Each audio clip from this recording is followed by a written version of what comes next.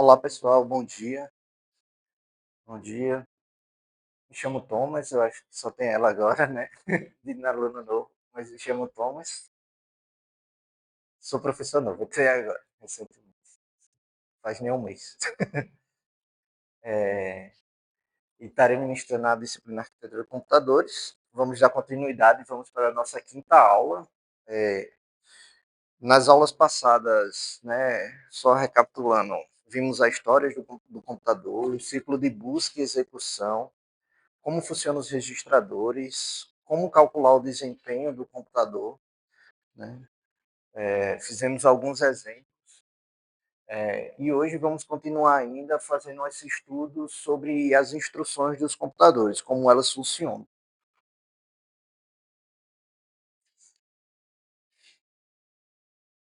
Então, basicamente, hoje o que vamos ver é os conjuntos de instruções dos computadores, como eles funcionam.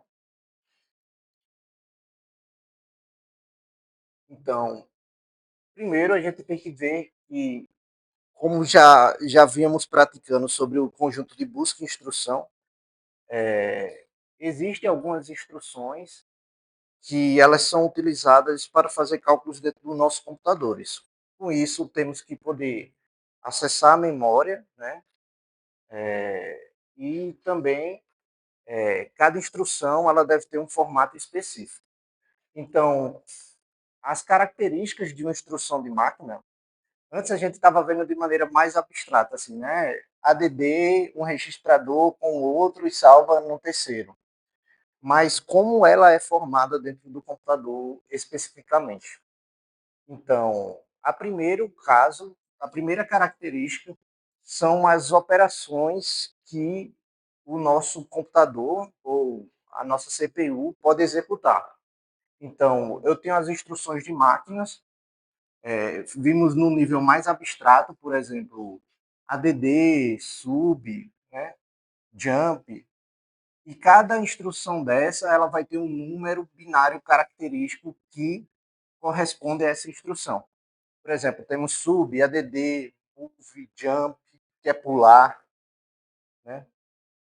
Que dentro da minha CPU, esses códigos binários, elas são interpretados e feito o cálculo, né? Então, aqui temos um nível de abstração maior, aqui um nível de abstração menor, né? Aqui já estamos aproximando mais do que é a máquina em si. Em seguida é processado, aqui feito a interpretação dessas instruções e é feito a operação. E cada conjunto de máquina ela vai ter uma coleção de instrução diferente. Ou seja, cada processador vai ter uma quantidade e os mnemônicos, né, que são esses sub, add, load, né, move, diferentes. Ou seja, cada processador eu vou ter um conjunto de instruções únicas que ela consegue entender e executar. Além disso, essas instruções eu vou ter um formato e um tamanho diferente. Propriamente dito, eu vou ter uma string, um array, que é um conjunto de números binários que vai representar aquela instrução. Então, e ele basicamente é separado em três partes, onde eu vou ter o código da minha operação, os meus operadores e o modo com que é endereçado, né? Na aula de hoje, basicamente, vamos entender quais são essas operações e como elas funcionam, como o conjunto de instrução é interpretado por cada arquitetura diferente. Vamos ver duas arquiteturas hoje, como elas fazem essa interpretação e como é feito em termos de números binários cada uma dessas instruções. Então, o primeiro campo que temos que ver é chamado Operation Code. E nele ele contém especificamente a operação a ser computada. Ou seja, a operação ela vai ser codificada, no caso é o primeiro campo que eu tenho, ter o Operation Code, e aqui eu vou ter qual o verbo da instrução. Ou seja, ele vai indicar o que o processador deve fazer por meio de uma representação binária. Antes, estávamos usando aqui apenas mnemônicos no nosso programa, por exemplo, um ADD. Mas esse ADD, nosso computador não entende isso aqui, né? Ele precisa de um número binário que corresponde a esse meu ADD, né? Por exemplo, né? E esse número binário, e essas operações, ela podem ter diversos tipos, né? Como ADD, sub, load, né? Que já vimos nas aulas passadas, que é somar, subtrair, mover, carregar, né? E esse campo é esse primeiro campo da minha instrução, né? E a gente deve pensar com qual ação minha CPU deve executar, né? Então, o primeiro campo é qual ação.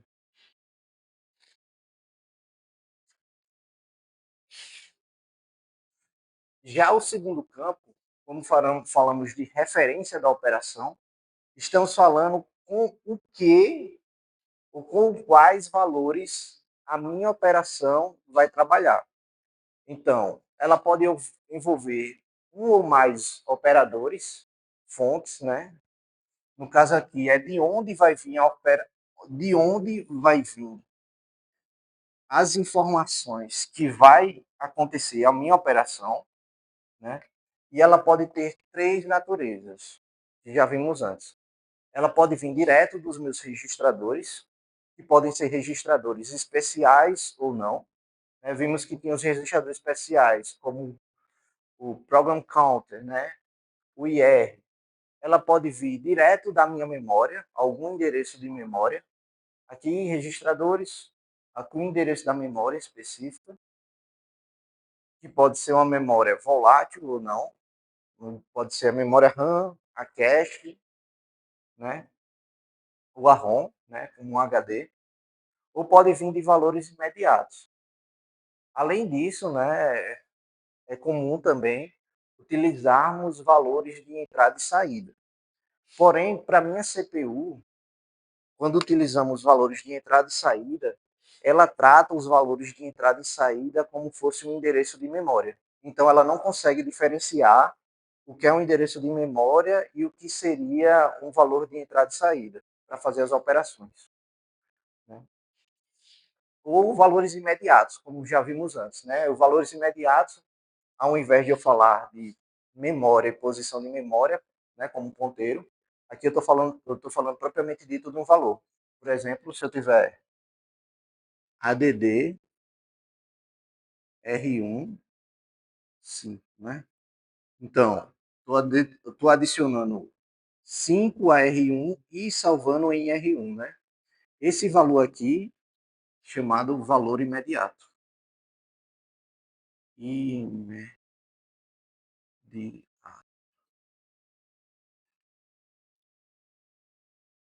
O povo escreve no lápis, parece que está destruindo o lápis. Ponta do lápis. Né? Nesse caso aqui, R1 e R2, né, nesse exemplo aqui do ADD, eles são tratados como operandos fonte. Né? Esse nome aqui seria a tradução livre do que seria Operation Fonts. Né? Nesse caso aqui, essas informações ela vai ficar no meu segundo campo da memória, ou segundo campo da minha instrução. Né? Primeiro ponto, eu tenho a minha operação. O segundo, a parte do campo, eu vou ter a minha referência. Né? Referência.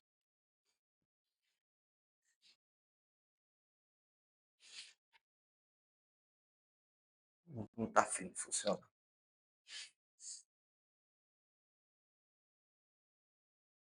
Com isso, né, aqui eu tenho minhas referências, agora eu quero saber para onde o meu resultado vai.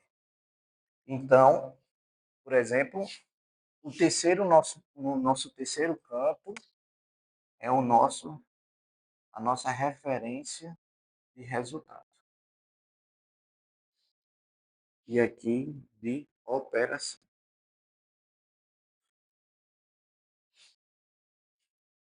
Então, onde esse resultado vai ser armazenado?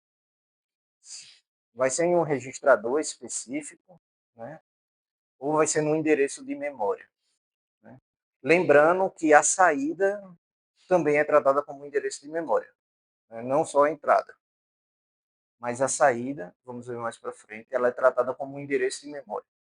Então, o meu computador ele não consegue diferenciar o que é um endereço de memória do que é uma saída ou uma entrada. Para ele é tudo um endereço de memória.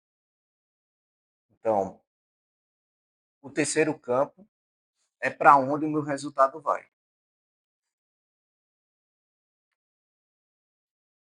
Onde eu vou guardar esse resultado. Além disso, eu também tenho alguns registradores especiais que ele vai fazer referência às minhas instruções. Né? Por exemplo, o Program Counter, né? Que vimos lá no ciclo de busca e instrução, é o primeiro registrador que temos que olhar antes de executar o ciclo de busca e execução. Por quê? Porque ele indica em qual posição da memória está sendo executado. Né? A gente colocou uma pilha, né, da memória. Se não soubéssemos onde começar, né, poderíamos começar pelo primeiro e possivelmente, né, cometeríamos o erro, porque essas memórias que não estão sendo apontadas, por exemplo, eu tenho a minha pilha de memória de instrução, né? Se o programa está começando aqui, se você não observar a parte de cima, na verdade, se você não observar onde meu ponteiro do Program Counter está, corre o risco de você querer simular o programa começando pela primeira posição. E essas posições aqui já foram atualizadas. Então, possivelmente, a instrução que tiver aqui que usar o que está antes, se você não observar isso, você pode pegar valores desatualizados da memória. Né?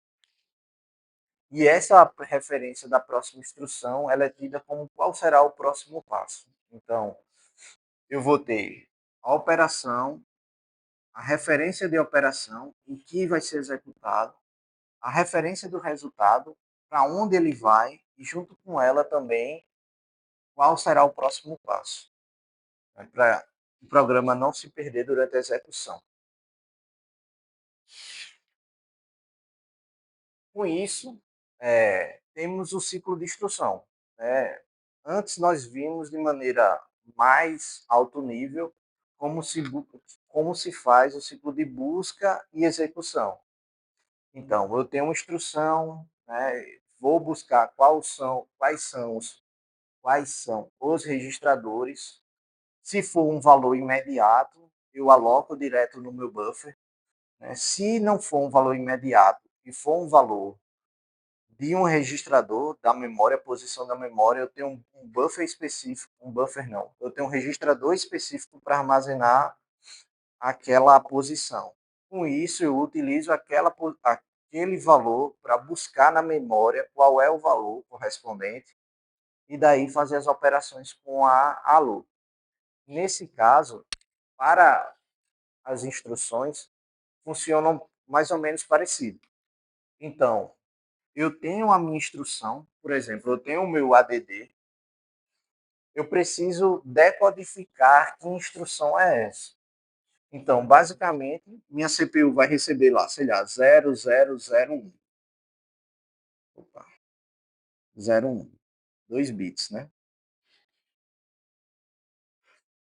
Ela vai perguntar o que é esse 0001. Né? Então, ela vai fazer essa decodificação da instrução. Então, ela vai dizer, 0001 é adicionar. Né? Então, ela vai buscar quais são as referências de operação, né? buscar quais são os endereços de memória que eles estão, buscar qual é a operação a se fazer.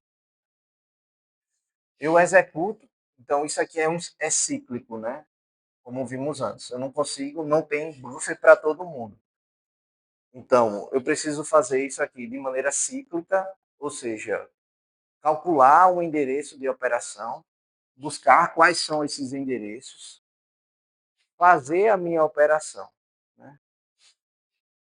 Então, eu busco os endereços e busco quais são as operações que eu devo fazer.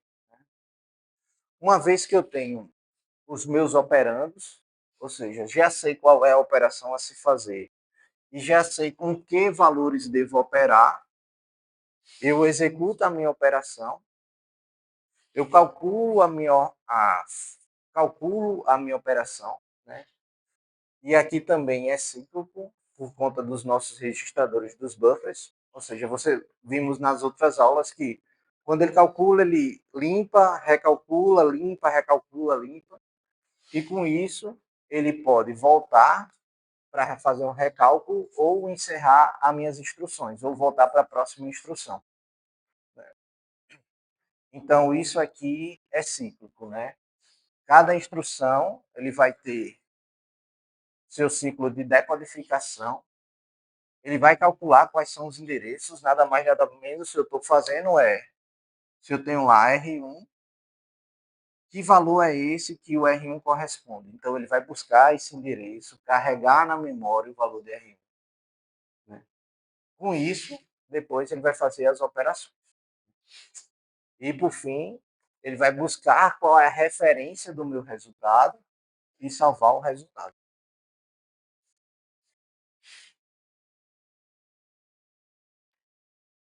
Então, a localização dos operandos fontes e do resultado, ele pode estar em diferentes pontos. Né? Ele pode estar na memória principal ou na memória virtual. Né? Nesse caso, ele é usado para executar um programa, ele precisa acessar esse endereço da memória para ler ou escrever os dados, que é aquela parte, né? Do carregamento dos buffers. Então, por exemplo, né, um programa que vai somar dois números e armazenar na memória. Eu vou carregar o valor 1000 no meu registrador R1, né, por meio da operação load. Isso aqui eu estou usando a memória principal. No meu registrador 2, eu vou carregar o valor 2000.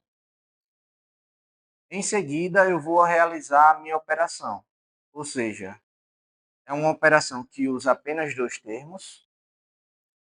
Eu vou somar R2 a R1 e salvar em R1.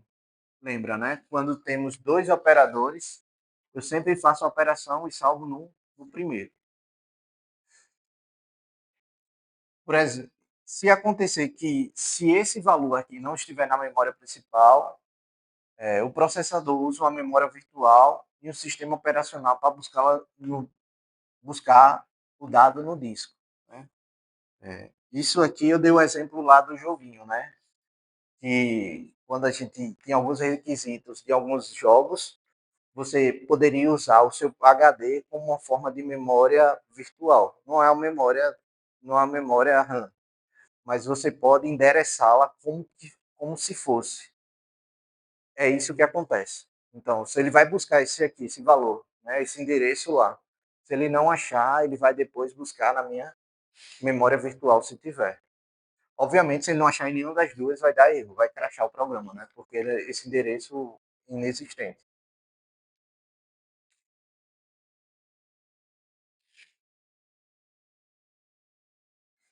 Além disso, como eu já havia dito antes, algumas instruções ela precisa interagir com alguns dispositivos, né?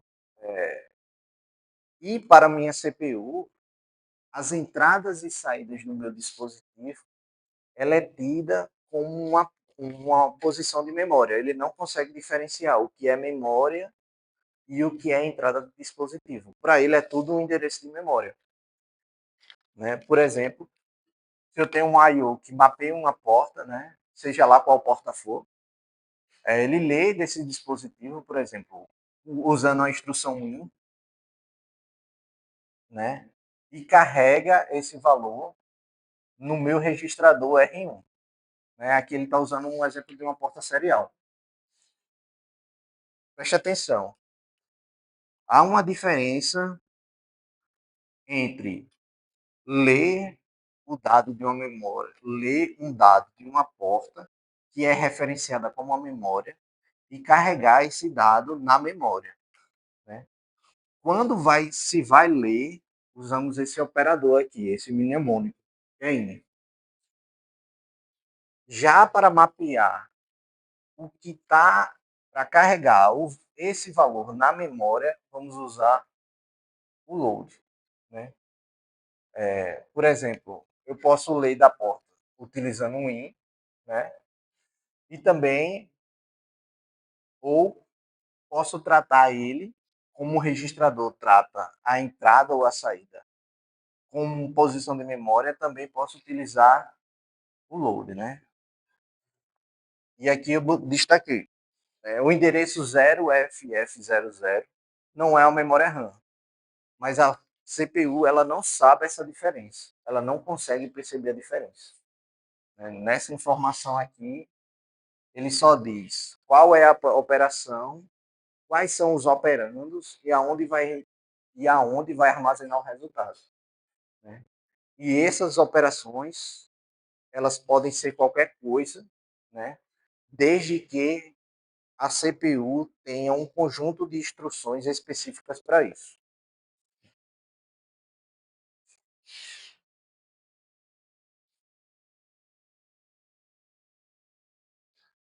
Outro registrador importante é o registrador do processador. Né? Ela é uma célula de armazenamento da CPU usada para guardar os dados temporários durante a execução dos programas. E isso aqui nós já vimos, né? Que é o buffer e o registrador de instrução. Né? Um vai armazenar o número propriamente dito e o outro vai armazenar, né, onde, qual é, qual é a posição de memória daquele registrador.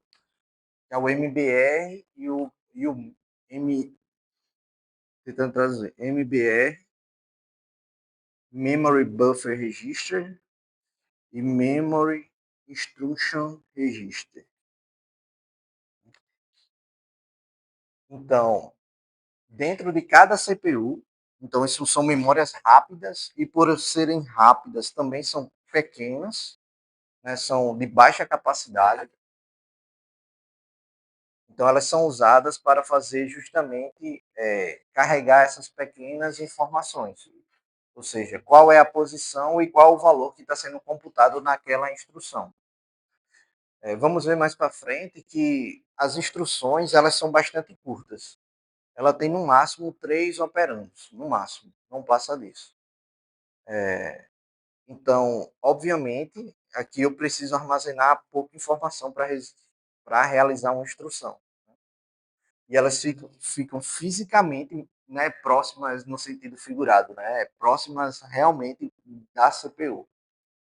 Não, então, elas são ideais para cálculos rápidos e armazenamento temporário dessas informações. Né? Então, por exemplo, aqui, né? Eu tenho um processador com 4 registradores, que vai de R0 a R3. Então, eu vou carregar em R1 a informação é 1000, vou carregar em R2 a informação 1004 e vou fazer a operação R3, R1 e R2. O, essa operação é do tipo ternária. Né? Antes estávamos utilizando apenas 2 posições para fazer qualquer tipo de operação. Nesse caso aqui, eu estou usando 3 registradores para fazer as operações. O primeiro, ele sempre vai se referir aonde vai estar armazenada a informação. sempre, né? No caso que usam dois registradores, né, ou duas informações, dois campos, o primeiro ele vai sempre estar relacionado onde vai estar armazenado. Nesse caso aqui também. E os outros dois fazem a operação. Por exemplo, eu tenho um ADD que eu vou guardar o resultado em R3 e vou somar R2 a R1. É de trás para frente a operação. Não R1 mais R2, R2 mais R1. Isso pode mudar por conta do sinal, né? Se tiver mais com menos, né? Essas operações assim é igual matemática. Cuidado, a ordem aqui, a ordem vai afetar o resultado. Então é sempre o último mais o que está ou menos, ou qualquer outra operação com o que está no meio, né? Então, nesse caso aqui, as instruções elas se referenciam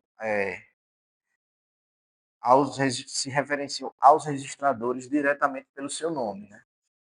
Então, eu não preciso estar colocando aqui qual é a posição de memória do meu registrador. Se eu já tenho um conjunto de registradores listados, eu consigo dizer só qual registrador é e realizar essa operação. Isso aqui é em alto nível, né? Mais alto nível, quando a gente está programando.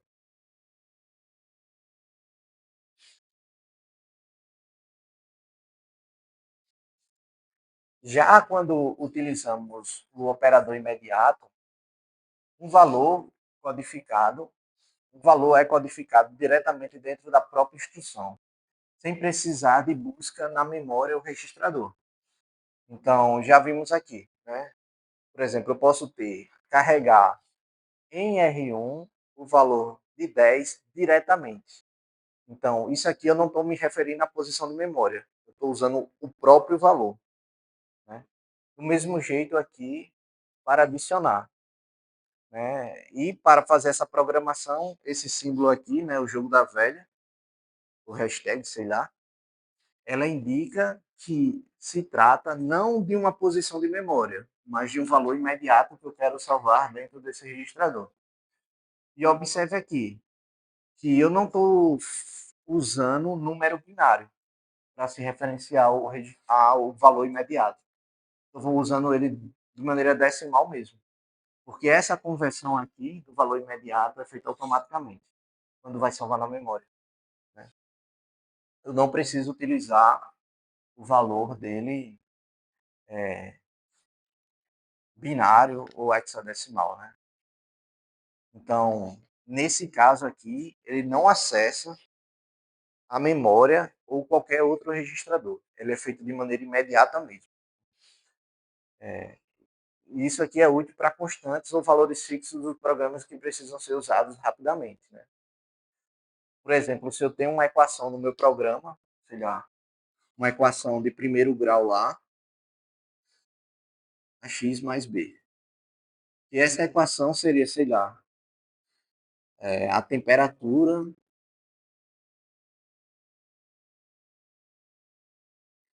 e aqui seria, sei lá, a velocidade.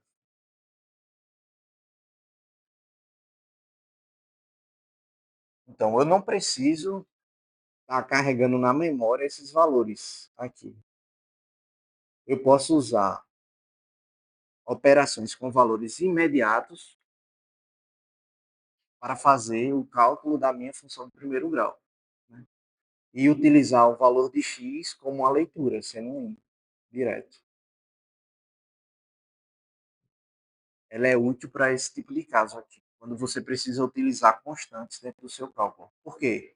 Isso acelera, né? Imagine, ao invés de eu utilizar valores imediatos, eu utilizar uma posição de memória. Então, eu vou ter que ir na posição da memória, carregar o valor que está na posição, depois utilizar esse valor para realizar o cálculo.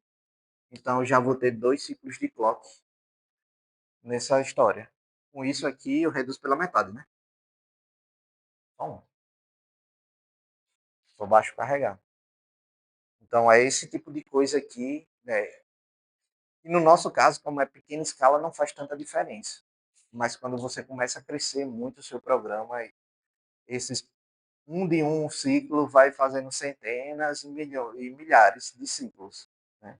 E sabemos que ciclo é igual tempo, né? Ciclo é igual tempo. Então, nosso objetivo é sempre reduzir o tempo. E para reduzir o tempo, temos que reduzir a quantidade de ciclos. Para reduzir a quantidade de ciclos, temos que fazer operações e instruções mais eficientes.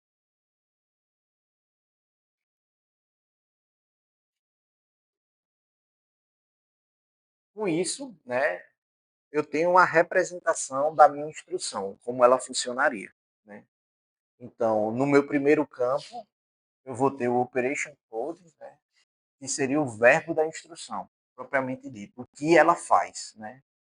Qual ação deve ser executada.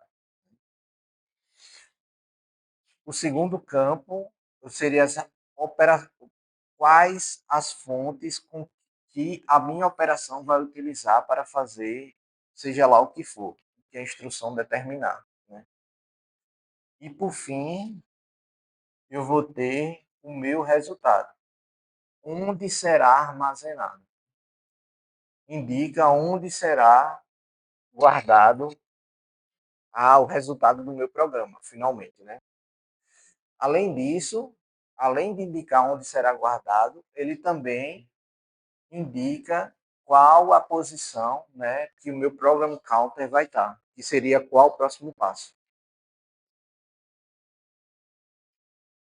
Aqui? Sim, exato.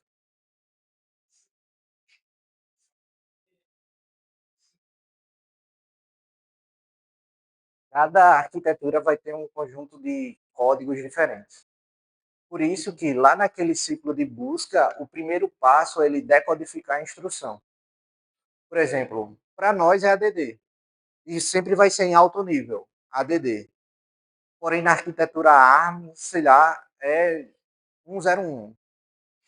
Na x86 pode ser outro código, mas é ADD, entendeu? Então, essa abstração sempre vai ser alto nível para a gente, né? Alguém definiu. Exatamente. Por isso que aquela diagramazinha que a gente viu nas aulas passadas, né? Quanto maior a abstração, mais feliz está o programador, né? Daqui para baixo, daqui para frente é só para trás, né? Você só sofre. Mas quando vai se fazer programas em alto nível, é bom olhar, de fato, vamos falar aqui uns 4, 5 slides mais para frente, como é que faz o projeto de uma arquitetura, o que tem que se pensar. Né? Por exemplo, possa ser que durante a arquitetura que você elaborou, projetou, não tenha a instrução ADD. Né? Então, quando você usar ADD lá, vai dar erro em alto nível, porque não tem. Então, você tem que usar outras estratégias para fazer uma adição. Isso vai de arquitetura para arquitetura. Vai ter um exemplo mais para frente também, que é como executar uma mesma instrução de 3 formas diferentes. Vocês vão ver como realmente muda assim. Mas, no geral, alguém definiu isso aqui, certo? Esse código aqui alguém definiu. E é definido por meio da arquitetura mesmo, conexão física. É. Na verdade, é uma genérica. Assim, genericamente é isso aqui que funciona. Aí, depender da cada arquitetura, que vamos estudar mais para frente, cada uma delas separada, esses códigos aqui mudam. E a quantidade de instrução muda e o tamanho disso aqui também muda. Então, muda tudo de acordo com a arquitetura. E é interessante que, à medida com que a tecnologia vai avançando, vão se criando extensões dessas instruções. Né? Por exemplo, sei lá, 15 anos atrás, 20 anos atrás, não tinha tanta necessidade de estar processando áudio e vídeo como tem hoje. Né? Hoje em dia tudo é vídeo e tudo é áudio. Né? Então, existem extensões dessas instruções. para cada arquitetura também.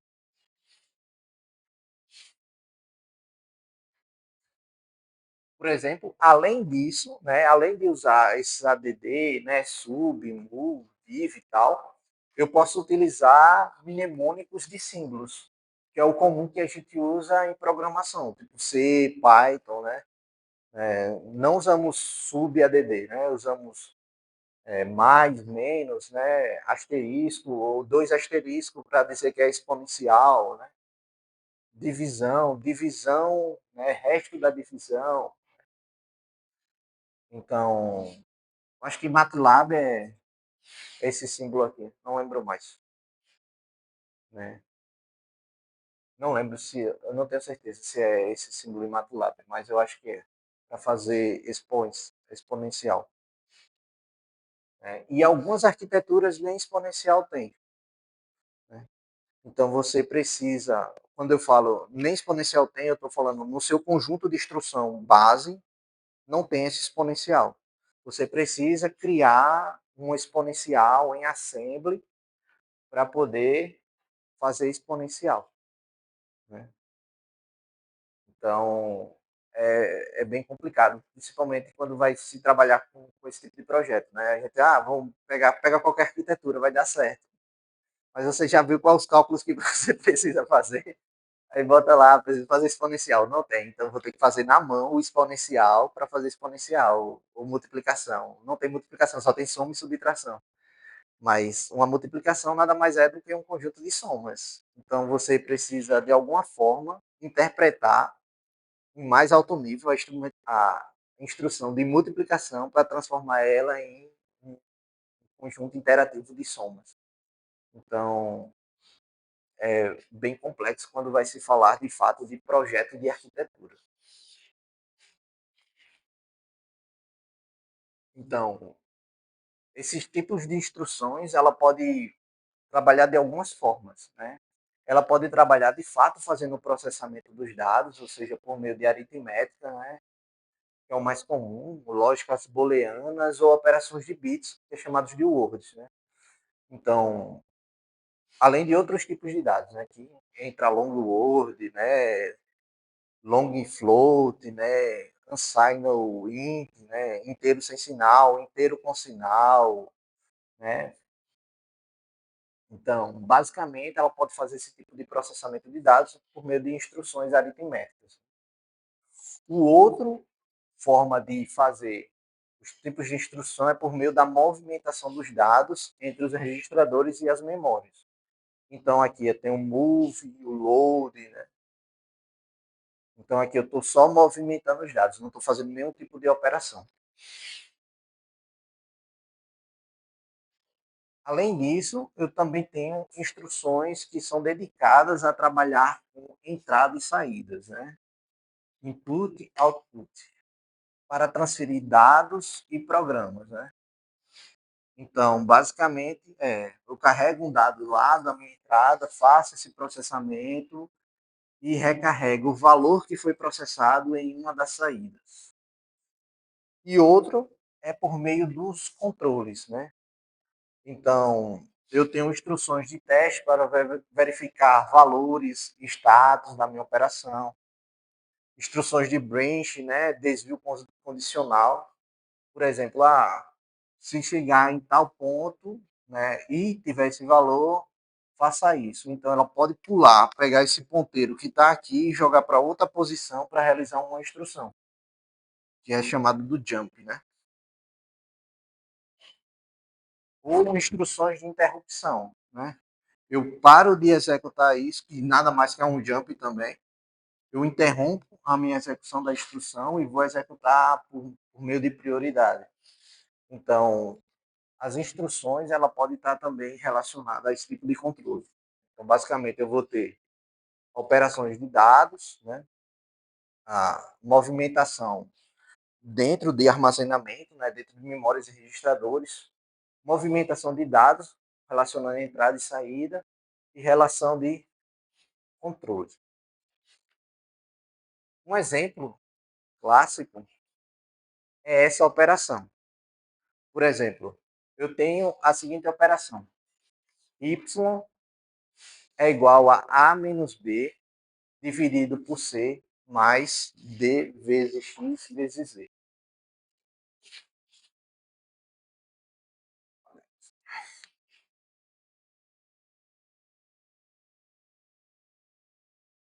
Eu vou ter aquela operaçãozinha. Aquela operação ela pode ser feita de diferentes formas. Aqui são 4 jeitos de fazer essa mesma operação. Né? Aqui eu ia utilizar 1, 2, 3, 4. Né? Eu teria 4 instruções para realizar aquela operação. Do mesmo jeito aqui, 4, eu vou ter 4. Porém, eu vou estar usando um registrador especial, que é o acumulador. Né? Se ele é um registrador especial, ele é um buffer, ele pode estar próximo da minha CPU, a depender da arquitetura. Então, se ele está próximo da CPU, a depender da arquitetura, esse conjunto de instruções, por mais que eu tenha 4, ele pode ser mais rápido do que isso. Só por saber onde é que está o acumulador. Tem a mesma instrução, mas pode ser mais rápido. Eu posso usar 2 endereços, né, para fazer essa instrução de maneira diferente. Né? Nesse caso aqui, eu estou usando 3 endereços. Nesse caso aqui, eu estou usando 2 endereços. Né? E aqui eu posso usar apenas um endereço. Né? Olha lá como funciona. Eu vou ter y igual a menos b, c mais d vezes x. D vezes z.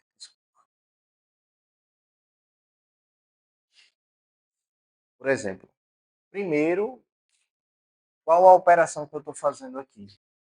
Eu estou subtraindo b de a.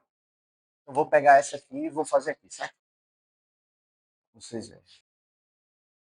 Primeiro, eu estou subtraindo b de a e salvando em y. Então, eu vou ter y é igual a b menos a. Né? Aqui eu estou usando 3 endereços, né? Lembrando. O primeiro é sempre onde vai ficar armazenado. Depois, eu estou utilizando outro registrador T e salvando D vezes Z. Né? D vezes Z.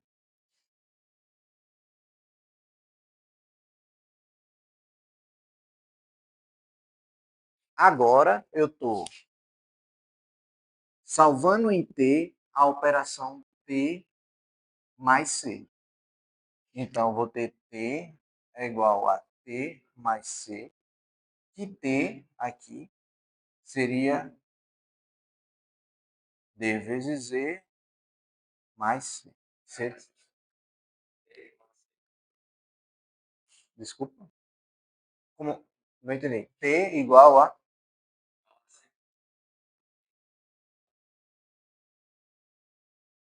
Não é, sempre... é sim, sim. Verdade. Tá errado ali, né? C mais T. Verdade. Dá no mesmo, porque são... Aqui a gente está trabalhando com... A gente não sabe o sinal, né? Mas o certo seria isso mesmo. C mais T. É sempre esse mais esse. Né? Sempre assim. Então, eu vou ter, salvando em T, essa operação, né? Onde vou botar aqui, C mais D vezes Z. Né? Então, eu já tenho aqui o denominador da minha expressão. Com isso, eu vou pegar o quê? Eu vou pegar o meu y, que é isso aqui, y dividido por t. Quem é y? Y é b menos a dividido por t, que é c mais d vezes z.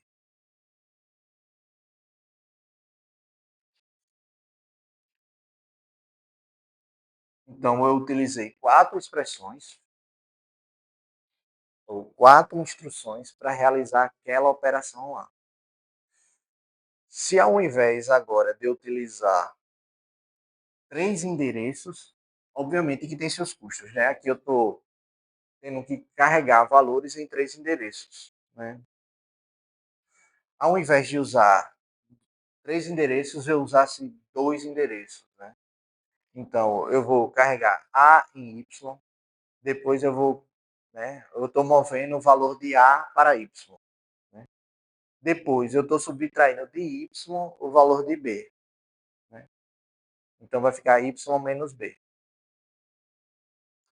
Depois eu estou movendo o valor de D para T. Depois eu estou multiplicando T por E, né? Esse T está servindo como uma variável temporária para fazer as operações, né? Então eu estou movendo o valor que está em T para D. Agora eu estou multiplicando o valor de T por E. Então eu estou com essa parte da minha expressão aqui, né?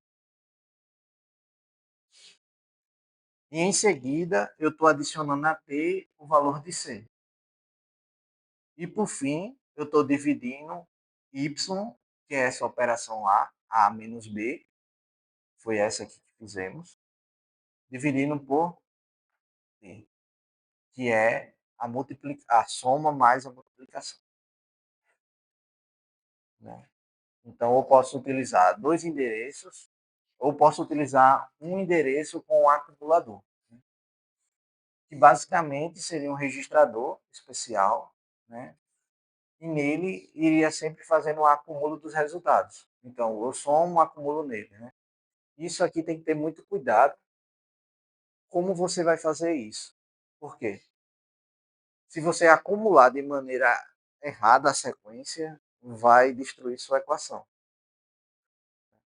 Por exemplo, ó, eu estou carregando um AD, eu estou carregando o valor de D no meu acumulador, certo? Depois eu já tenho que fazer a multiplicação com E, porque é a próxima operação aqui, né? E depois, né, com esse acumulador, eu estou somando com C. Em seguida, eu estou armazenando em Y essa operação, né? Então, é difícil usar acumulador, porque você precisa pensar bem qual a sequência de operação você tem que fazer. Porque se você acumular de maneira errada a sequência, você pode bagunçar sua equação toda, sua expressão toda. Ou eu posso usar apenas um endereço também, que é duas instruções, um endereço. Então, basicamente, eu vou ter sempre 3 endereços. Eu posso ter zero, né? Eu posso ter só a operação. Né? Eu posso ter a operação com um endereço. Né? OP aqui é de operação, certo? É soma, subtração, enfim. É, quando eu falo isso, quando eu falo só operação, eu estou trabalhando com a minha topo de pilha, certo? Topo de pilha, vocês já viram isso, né? Arquitetura, estrutura de dados. Topo de pilha, né? Você vai ter lá, à medida com que você vai usando a memória, ela vai fazendo uma pilha, né? Falo pilha, não é pilha de carregar, não, é pilha de empilhar. Então, quando você usa apenas, por exemplo, ADD, só a instrução ADD, o que eu estou fazendo? Eu estou adicionando esse valor da minha pilha a esse aqui. E qual o perigo disso? Quem são esses valores? Você tem que ter um controle muito grande da sua pilha para fazer operação usando apenas uma, fazer operações sem usar quais os endereços, seja ele com um, ou com dois ou com três. Né? Então isso aqui é um perigo. Se você não tem um bom controle de pilha. Aqui já vimos, né? Com um ele salva nele mesmo, né? Com dois ele salva no outro, né? O segundo valor é salvo no outro. Com três realiza a operação entre esses dois e salva no primeiro. Então aqui é bem simples. Então, o que mais tem que ter cuidado é isso aqui, no zero. Porque precisa de fato ter controle da pilha, né? E dependendo do tipo de a forma com que você aloca as memórias, isso aqui pode virar um caos. Pode virar um caos. Você não sabe qual o valor que tem ali. E pensando nisso, né? É, pensando nisso, os arquitetos e os engenheiros pensaram em algumas diretrizes que são utilizadas para criar projetos e conjuntos de instrução, né? Como criar esses projetos de conjunto de instruções. Como eu vinha falando antes, cada um tem o seu jeito, né? Cada louco com a sua loucura, nesse caso. Então, para fazer esses conjuntos de instruções, esses projetos, tem que levar em consideração que isso é muito complexo, né? E isso acaba afetando vários aspectos do próprio sistema operacional, né? Porque estamos pensando assim, não estamos trabalhando a baixo nível no hardware, estamos trabalhando a alto nível, né? No software mesmo. Estamos criando instruções que a minha CPU vai executar e fazer a operação. Então, por exemplo, eu posso fazer instruções que utilizam 32 bits. Uso 32 bits. Porém, o sistema computacional que eu estou utilizando é de 64 bits. O que vai acontecer com esses 32 aqui a mais? Né? É algo a se pensar. O que vai fazer com isso? Será que vai completar? Vai descartar? Então, quando vai se criar o conjunto de instrução, você tem que sempre pensar nisso. Né? Uma estratégia, né? Por exemplo, se eu estou usando de 32 e o sistema é de 64, os 32 para frente eu completo com zero. É zero. Então, ele sabe que ele tem 64 bits lá, mas ele só opera nos 32 e o resto você coloca zero. Então, isso é algo a se pensar. E ela vai definir quais as instruções vai ser executadas no meu computador, né, no meu processador. Isso aqui tem que saber se a minha ALU consegue fazer essas operações todas. Né? Não adianta botar multiplicação, soma, exponencial, raiz quadrada, somatório, produtório, derivada. Será que a minha ALU consegue calcular isso tudinho assim? Não é tão simples. É. E aqui também ela define qual meio que o programador pode controlar o processador. Isso aqui já está falando na parte de como ele acessa os pinos de entrada, de saída, como ele faz a alocação e a movimentação das informações entre as memórias, entre os registradores. Então, projetar conjuntos de instrução é muito complexo, não é tão simples assim. Então, para isso, né, é preciso primeiro definir qual o repertório de operações que você quer realizar. Né? Será soma, subtração? Beleza, soma, subtração. Quantas e quais operações delas estão disponíveis? Né? Quando eu falo disponibilidade, é capacidade mesmo de hardware para executar essas operações. E qual é a complexidade de fazer essas operações? Lembrando, né, quando não tem, você tem que fazer em assembly, né, aqui, baixo nível mesmo, linguagem de máquina. Como é movimentadas as memórias, como são feitas essas interações. Né? Quando eu estou falando de instrução, eu estou falando a alto nível. Né? Então, quando eu projeto instruções, eu projeto um ADD. Beleza, é ADD. Mas você precisa projetar o que esse ADD em baixo nível, em assembly, faz mesmo no meu hardware.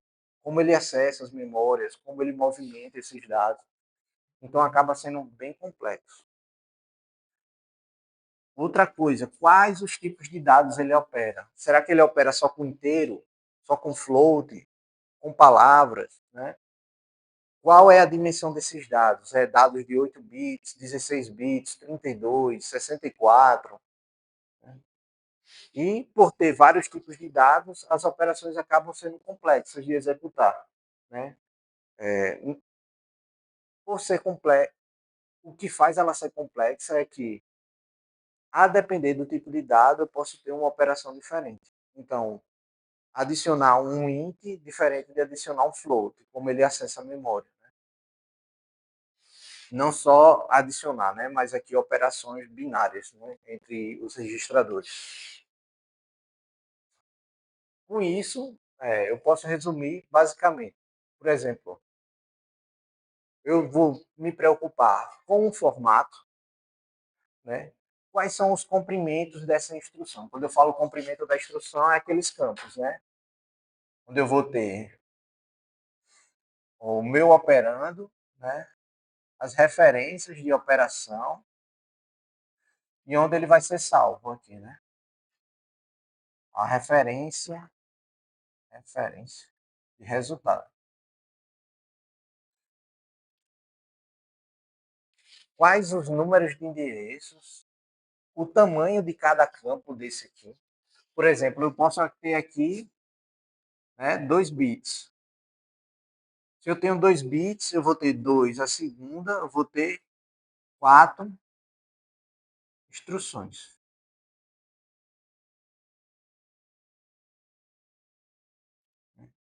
Então, determinar o tamanho do campo é muito importante. Por quê? Se eu vou ter aqui, por exemplo, 2 bits, né? Eu vou ter dois valores aqui, né? Eu vou ter suportar apenas 4 instruções. Do mesmo jeito para cá. Quantos campos de quantos bits eu vou ter?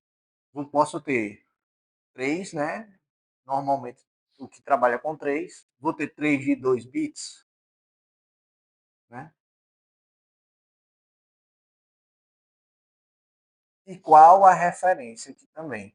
Por exemplo, eu posso ter aqui 4 bits, né? 2 para salvar o resultado e 2 para o próximo passo. Então, o tamanho aqui seria 2, 4, 6, 8, 12 bits. 12 bits, o formato da minha instrução, propriamente dito. E isso aqui vai limitar a precisão das minhas instruções. Por exemplo, se eu estou trabalhando com inteiro, né, um inteiro de 2 bits, né, quais as faixas de valores que eu consigo alcançar com isso? Trabalhando com float, né? Será que eu consigo float com sinal, sem sinal? Né? Isso tudo, quando você determina o tamanho do campo e o formato da minha instrução, você tem que pensar como projetista isso tudo. Eu tenho que pensar também os registradores, né? Quantos registradores que pode ser fazer referência por instrução, né? Aqui eu já estou falando desse segundo campo aqui.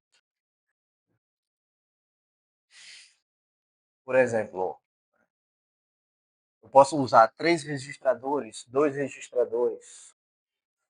Como é feito o endereçamento? Se o meu projeto de instruções suporta endereçamento imediato, endereçamento final, né? O imediato é quando você coloca diretamente o valor no meu operando, né? O final é quando você, ao invés de indicar um valor, você indica qual o valor dentro da posição de memória. Né? E o modo com que esses operandos é especificados. Né? E existem vários modos de endereçamento. Né, aqui. Então, quando se vai pensar nessa instrução aqui, no projeto da instrução, tem que levar em consideração tudo isso.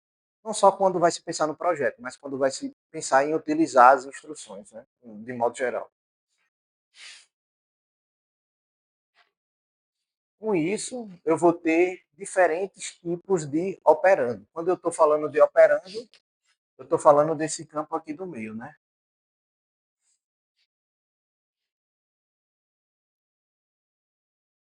Eu vou ter vou ter operandos do tipo de endereços, né?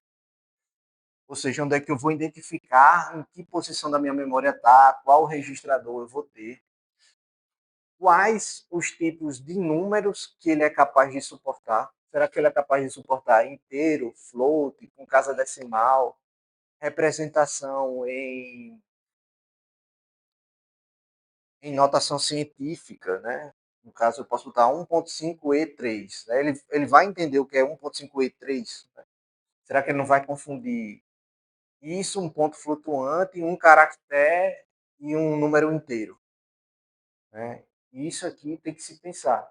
Né? Quais tipos de operação? Será que ele também suporta algum tipo de caractere? Esse caractere especial, por exemplo, vimos lá, deixa eu voltar a funcionar, tá bom? Segunda-feira está com preguiça. Algum caractere especial, por exemplo, vimos lá a hashtag, que indicaria que, que o meu valor é imediato. Mas poderia ser um arroba, né? Poderia ser um ponto de exclamação, né? Poderia ser uma interrogação, poderia ser qualquer coisa. Né? Então, será que ele suporta letras, símbolos e caracteres de texto especial? Isso aqui, claro, se referindo à tabela ASCII 2, né? Ou esse Unicode, né? Unicode. Além disso, se ele suporta dados lógicos, por exemplo, 0, 1, verdadeiro ou falso, ou por meio de flags, né? Um exemplo bem comum de flag, né, seria a flag de acknowledge, né? Acknowledge, que é recebido. Basicamente, isso tem em protocolos de comunicação, de acknowledge. Porém, você poderia implementar esse mesmo tipo de dado lógico no, na minha instrução. Nada impede disso. Desde que, ao elaborar o conjunto de instrução, você preveja esse tipo de operação. Né? No final das contas. Com isso, vemos alguns tipos de operação do Intel x86. Né? Aqui eu tenho um tipo de dado e qual a descrição desse tipo de dado. Né? Por exemplo, de modo geral, ele suporta o Words de 16 bits, Double Words 32, Quad Words 64 bits, and Double Quad Words, né, 128 bits. Né? Isso aqui para alocação binária, né, de valores binários. Ele suporta valores inteiros com sinal, né, e usando também complementos de 2. Ele suporta Unpacked Binary Decoded Decimal, BCD. Vocês já trabalharam com BCD? Sabe como funciona BCD? Lembra não, mais ou menos? Hã? Ele imita o sistema decimal. Por exemplo, 44. Se eu quero representar 44 em BCD, eu separo isso aqui em dois campos binários. Por exemplo, quanto é 4 em binário? Eita, saber se vocês pagaram.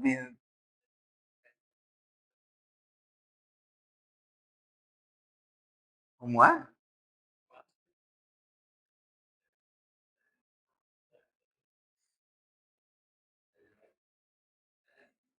Eita, minha gente, vocês pagaram binário não, né? Aqui é 2, 0, 1, 2, 3, né? Se fosse dividir assim. E aqui o número binário, né? Se eu colocar 0, 1, 0, 0, aqui vai ser quanto? 1, né? Se eu colocar aqui 0, 1, 0, 0, significa que eu tenho 2 elevado a 2, né? Esse número aqui são os expoentes, certo? Expoentes. Então, para representar 4 seria 0, 0, 1, 0. Usando 2 bits. Usando 4 bits, né? Vamos ver, não mata de vergonha, não. 0, 1, 0. 0, 1, 0, 0. Então, eu conseguiria representar 44 assim, certo? Por meio de 2, consigo transformar uma representação decimal em composição de números binários. Obviamente, se aqui for 144, né, tiver um 1 aqui, Isso aqui vai ser 1000, né? Então isso aqui vai ser 144. Isso aqui é BCD, né? Isso aqui é muito útil, sabem que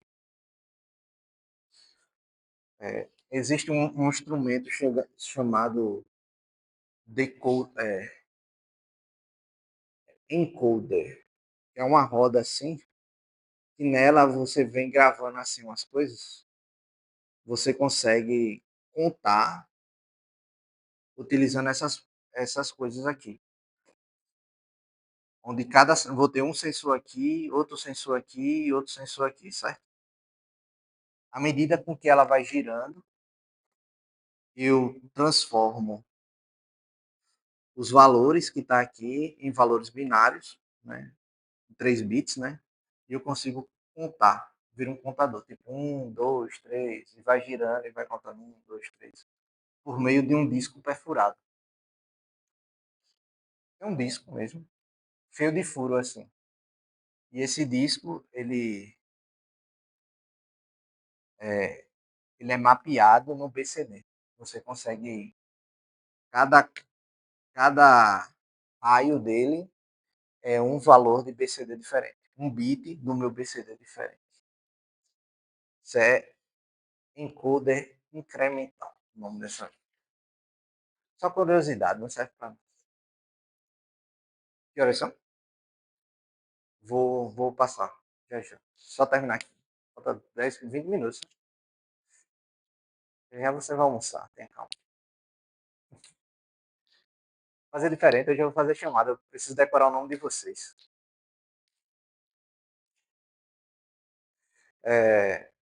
Me perdi. Além disso, eu posso ter packs desses BCD, onde eu consigo não só contar de 0 a 9, aqui no caso, né, eu estou usando o BCD, ele consegue contar de 0 a 9 porque ele está usando 2 bits, né, apenas. 2 bits não, 3 bits, desculpa. 3 bits apenas. Porém, eu posso ter um package com 2 BCDs que eu consigo contar de 0 a 99, porque um conta de 0 a 9 e o outro de 0 a 9. Né? Além disso, eu tenho pontos flutuantes, né, de 12 bits, 32 bits, 64 bits, que pode representar justamente esse offset, né, da memória. Isso aqui é muito útil, né? Saber disso aqui. Você estava trabalhando com algum tipo de sensor ou monitorando alguma variável, importante você ter os pontos flutuantes, né? Se você está calculando, contando, é bom ter BCDs, tanto esse quanto esse. Se você está trabalhando com palavras, isso aqui em geral, principalmente para quem está trabalhando esse Quad Words, 128 bits para quem está processando áudio ou vídeo. Claro que não é áudio e vídeo Full HD 3D, né? Isso aqui ele faz segmentação do áudio e vídeo, pega essa segmentação para fazer o processamento. Imagine fazer um processamento de um vídeo usando 16 bits. Né? Vai virar fliperama, né? Isso é impossível você processar isso aí. Possível não, né? Vai demorar um século para você processar. Então aqui, né, seria uma tabela mostrando mais ou menos isso aqui. Desculpa, volta. Então, no Intel x86 tem um grande problema, que os formatos numéricos, a depender do tipo, ele possui tamanhos diferentes. Ou seja, esse campo que você vai estar trabalhando aqui,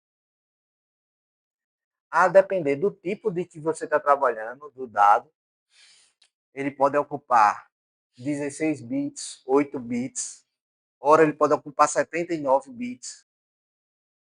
Então, vira uma bagunça, uma completa bagunça. Porque você precisa pensar bem, né?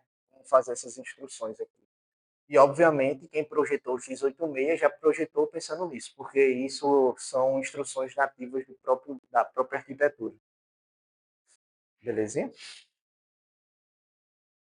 Isso aqui a gente vê na próxima aula. A partir de um pouco de paralelismo. Beleza, pessoal? Tranquilo? Tem alguma dúvida?